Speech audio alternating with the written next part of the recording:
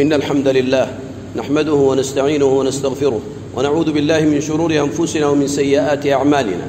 من يهده الله فلا مضل له ومن يضلل فلا هادي له، وأشهد أن لا إله إلا الله وحده لا شريك له، وأشهد أن محمدا عبده ورسوله وصفيه وخيرته من خلقه، أدى الأمانة وبلغ الرسالة ونصح الأمة وكشف الله تبارك وتعالى به الغمة، وجاهد في الله حق الجهاد حتى أتاه من ربه اليقين. صلوات ربي وسلامه عليه وعلى أصحابه وإخوانه الطيبين الطاهرين ومن اقتفى أثره واهتدى بهديه إلى يوم الدين وسلم تسليما كثيرا. أما بعد، معاشر المسلمين والمسلمات، إن المتأمل في نصوص الكتاب والسنة يجد أن الأنبياء والمرسلين يسلكون مسلكا معلوما في تربية أممهم، وهو مسلك الثبات تحت لواء الحق، وعدم قبول أي صفقة سوى الإيمان بالله تبارك وتعالى ربا، وبالإسلام دينا، وبالمبعوث فيهم نبيا رسولا، وكل أمة بحسب من بعث فيهم من الأنبياء والمرسلين. وحظنا هو سيدنا ونبينا محمد عليه أفضل الصلاة وأتم التسليم. ولهذا يقول الله تبارك وتعالى: ولقد بعثنا في كل أمة رسولا أن اعبدوا الله واجتنبوا الطاغوت. ما هناك إلا خيار واحد، هي دعوة واحدة، هي الدعوة الربانية التي لا يقبل الله سبحانه وتعالى سواها. وكل مداهنة ومحاولة لاجتناب هذه السبيل يوصل العباد والعياذ بالله إلى سخط الله عز وجل، ثم ما يتبع ذلك من اللأواء والآلام والهموم والغموم. ولهذا من رحمة الله جل وعلا بعباده أن بين هذه السبيل، وأرسل الرسل ليقدموا هذه السبيل لأممهم. وختم الله جل وعلا سورة آل عمران التي ذكر الله جل وعلا فيها كتبه وأحوال عباده مع هذه الكتب، وأن هناك أقواما يعيشون النفاق، يأخذون بعضا ويردون بعضا ويبتغون بين ذلك سبيلا والعياذ بالله. ومضت الآيات تقرر الجهاد في سبيل الله وتفضح أحوال المنافقين. ختم الله تعالى هذه السورة المباركة بقوله عز وجل: يا أيها الذين آمنوا اصبروا وصابروا ورابطوا واتقوا الله لعلكم تفلحون. ليس هناك خيار سوى هذا الخيار، صبر ومصابرة ومرابطة على الحق. فاستمسك بالذي أوحي إليك إنك على صراط مستقيم، أي تدعه إلى من؟ إلى ماذا؟ أنت على صراط مستقيم، ما عليك إلا أن تستمسك بهذا والخيار الوحيد، وأن هذا صراطي مستقيما فاتبعوه ولا تتبعوا السبل، الخيارات الأخرى الشيطانية، ولا تتبعوا السبل فتفرق بكم عن سبيله، ذلكم وصاكم به لعلكم تتقون. آيات واضحات في كتاب الله تبارك وتعالى. فعلينا عباد الله أن نفقه هذه التربية الربانية في زمان كثر فيه التخليط وكثرت فيه العروض الشيطانية. هي عروض شيطانية، هكذا بينت الآيات، أننا إن لم نختر الصراط المستقيم سبيل الله رب العالمين القويم فإننا سوف نقع في حبائل الشياطين، وأن هذا صراطي مستقيما فاتبعوه، إلا نفعل سنتبع السبل، سبل الشياطين والعياذ بالله. فمقل ومستكثر. لا سبيل للعباد إذا أرادوا النجاة والسعادة والحياة الطيبة والطمأنينة والأمن والأمان إلا أن يعتصموا بهذا الصراط المستقيم، وأن يلتفوا حول هذا الحبل المتين الذي لا يمكن أن ينقطع بحال من الأحوال. لماذا؟ لأنه حبل الله تبارك وتعالى جل الله في علاه. مهما حاول العباد أن يقطعوه فلن يستطيعوا إلى ذلك سبيلا. مهما حاول العباد أن يقطعوا الصراط المستقيم لن يستطيعوا إلى ذلك سبيلا. لماذا؟ لأن الله تعالى تكفل بحفظه وبحفظ القائمين به والسالكين له. نسأل الله من فضل العظيم إن الله على كل شيء قدير. هذه التربية الإيمانية، التربية الحقيقية. وهناك في مقابلة هذا التربية العبثية، التربية التمييعية، التربية التي تدغدغ المشاعر وتخادع الناس وتغرهم بضغط واقعهم لكي يستجيبوا إلى هذه الدعوات لقبول علمانية أو قبول ديمقراطية أو قبول كذا وكذا من خطط الشياطين، نسأل الله العافية والسلامة. ويمنون أتباعهم بما مناه الشيطان لهم وهو الغرور، نسأل الله العافية والسلامة. يعدهم ويمنيهم وما يعدهم الشيطان إلا غرورا. لاحظ هذه الآية، الله خلق الشيطان يخبرنا عن دعوة الشيطان وعن وعود الشيطان وعن أمان الشيطان، ما هناك إلا الغرور. ويكتشف الناس للأسف الغرور متى؟ بعد أن تقع الواقعة وتنزل النازلة، عندما يتفكرون. والسؤال الذي يطرح نفسه: هل عندما تفكروا تراجعوا، تابوا، استدركوا، أم أنهم ماضون قدما فيما هم فيه؟ نسأل الله العافية والسلامة. أولا يرون أنهم يفتنون في كل عام مرة أو مرتين ثم لا يتوبون ولا هم يذكرون؟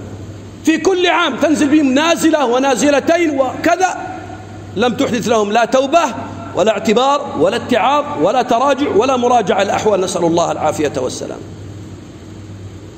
قل يا أهل الكتاب تعالوا إلى كلمة سواء، ما هناك إلا هذه الكلمة، القيام بها، القيام بهذا التوحيد، بهذا الدين الخالص، ليس هناك خيار سوى هذا. تعالوا إلى كلمة سواء بيننا وبينكم ألا نعبد إلا الله ولا نشرك به شيئا. هذه الدعوة ليس لها ثانٍ، ألا نعبد إلا الله ولا نشرك به شيئا. حتى لا تقول نحن نعبد الله، نصلي ونصوم، نقول هل اجتنبت الطاغوت؟ هل تبرأت من الشرك والمشركين وأهله؟ الله تعالى يقبل عبادة بلا براءة من الشرك وأهله ولا براءة من الطاغوت وقومه. لا بد إذا أردنا النجاة أن نعتصم بالأمرين جميعا، أن نعبد الله ولا نشرك به شيئا، عندما نكون في سبيل النجاة بإذن الله عز وجل. أما تصوم وتصلي وتطلب الديمقراطية وتطالب بالعلمانية وتقبل الركون إلى المشركين والكافرين وتقبل صفقات يكون فيها إقصاء للدين وتنكر لشريعة سيد المرسلين عليه الصلاة والسلام، ثم تقول بأنك على شيء، لسنا على شيء. كما قال الله تعالى لأهل الكتاب من قبل: الخطاب لنا كذلك. قل يا أهل الكتاب لستم على شيء حتى تقيموا التوراة والإنجيل وما أنزل إليكم من ربكم. هذا خطاب كان لأهل الكتاب في زمانهم، هو نفس الخطاب الموجه إلينا نحن كذلك. لسنا على شيء إن لم نقم الكتاب العزيز والسنة المطهرة بتوحيد خالص متبرئين من الشرك والطاغوت، وإلا فلسنا على شيء. ألم يكن عند اليهود والنصارى من الأعمال الصالحة ما عندهم؟ بلى، كان عندهم. ومع هذا الله تعالى ماذا يقول؟ لستم على شيء، لا تخادعوا أنفسكم. يقول الله جل وعلا: ويقولون آمنا بالله وبالرسول وأطعنا ثم يتولى فريق منهم من بعد ذلك وما أولئك بالمؤمنين. لستم على شيء. هذه السبيل التي لا يقبل جل وعلا فيها أنصاف حلول أبدا. ونحن بين يدي خطة شيطانية، تربية عبثية تمييعية، تطرح هذا وتطرح هذا، إلا أنها لا تطرح الحل الحقيقي.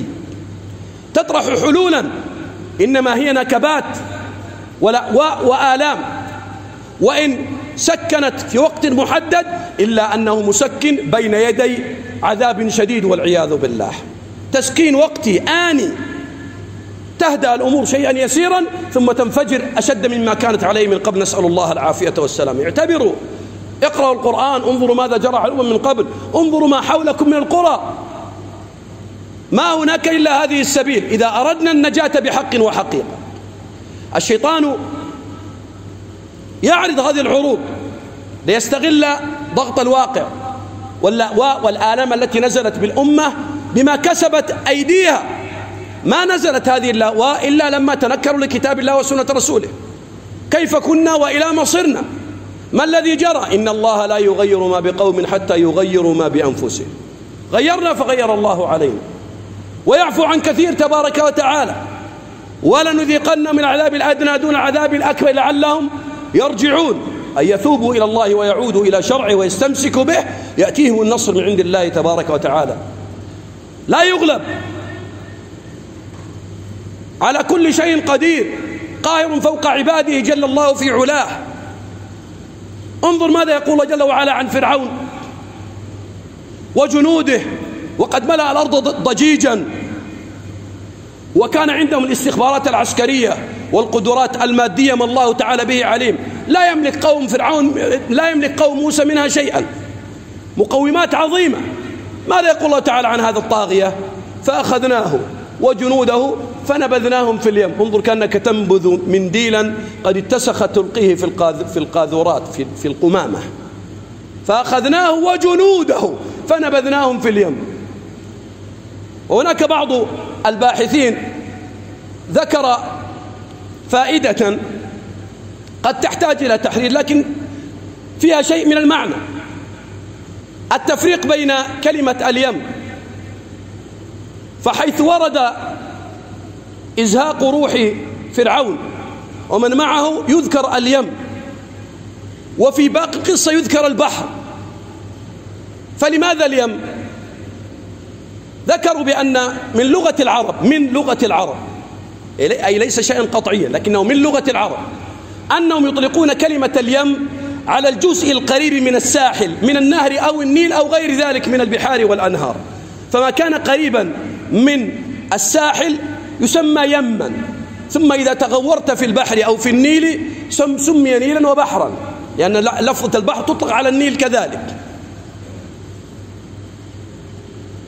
قالوا والفائدة من هذا التوجيه أن الله جل وعلا جعل فرعون وجنده يبلغون منتهى الأمان في القضاء على موسى عليه الصلاة والسلام، فقطعوا البحر ومضوا حتى اقتربوا من الساحل الآخر الذي نجا منه موسى ومن معه، فأغرقهم الله تعالى في الماء قرب الساحل بماء يسير، أغرقهم الله عز وجل. ورأى قوم موسى هلاك هذا الطاغية بأم أعينهم.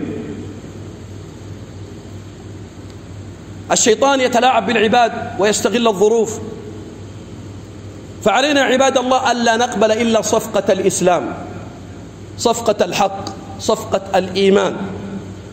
مهما كانت المساومات فاعلم أن حجم اللأواء والآلام والقتل والخوف الذي وراء هذه العهود والمواثيق أشد وأعظم مما يكون وراء الجهاد في سبيل الله، أبدا لا مقارنة، لا مقارنة.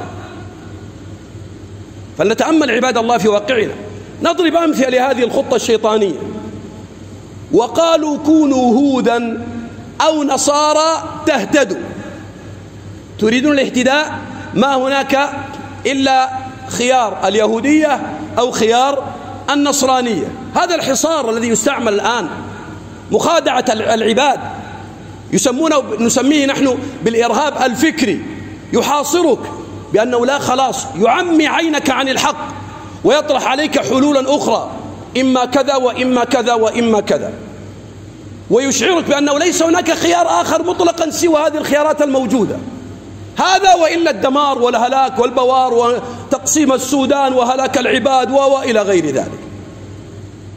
هذه الخطة يفضحها الله تعالى في القرآن ليثبت عباده الذين يريدون الإيمان والبقاء معه. وقالوا كونوا هودا أو نصارى تهتدوا، قل بل ملة إبراهيم حنيفا. هذا الخيار الحق.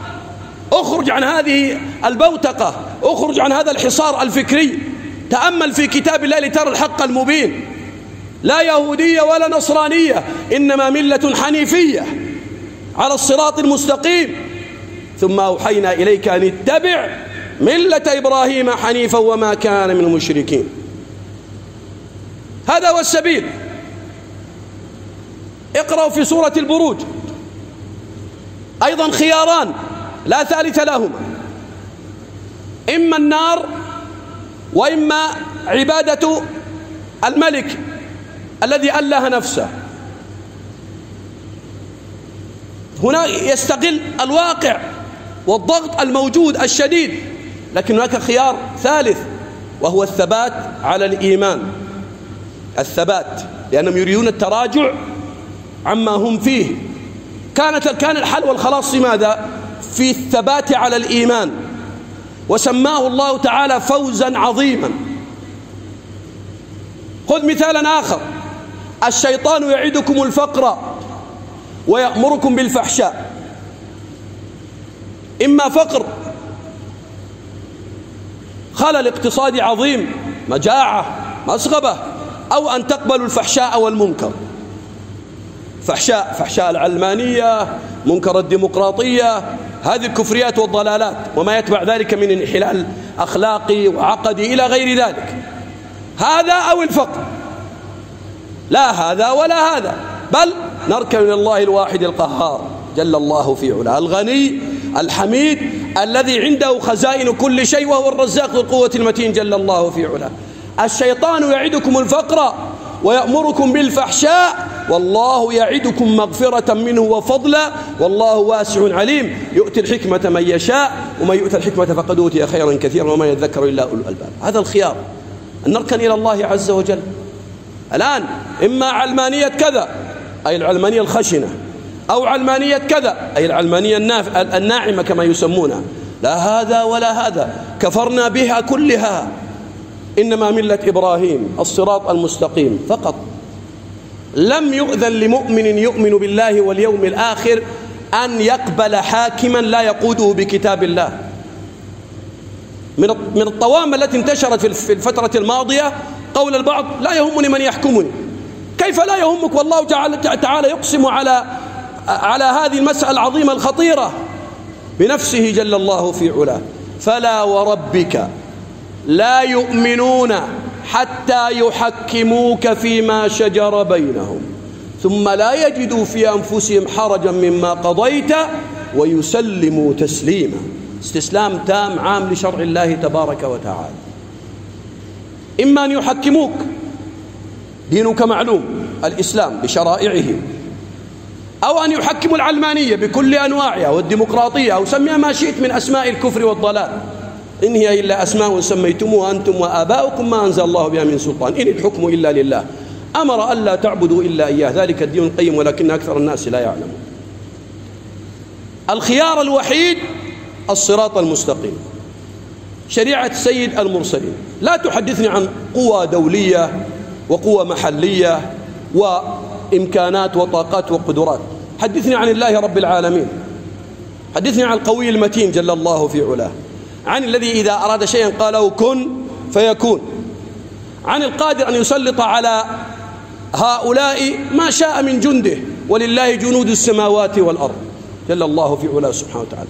بما قتل الله جل وعلا جيش أبرهة المدجج بالأسلحة، وأتى بسلاح جديد الفيلة، ما كان معهودا عند العرب ذلك، ولهذا استسلمت قريش وخرجوا إلى الجبال.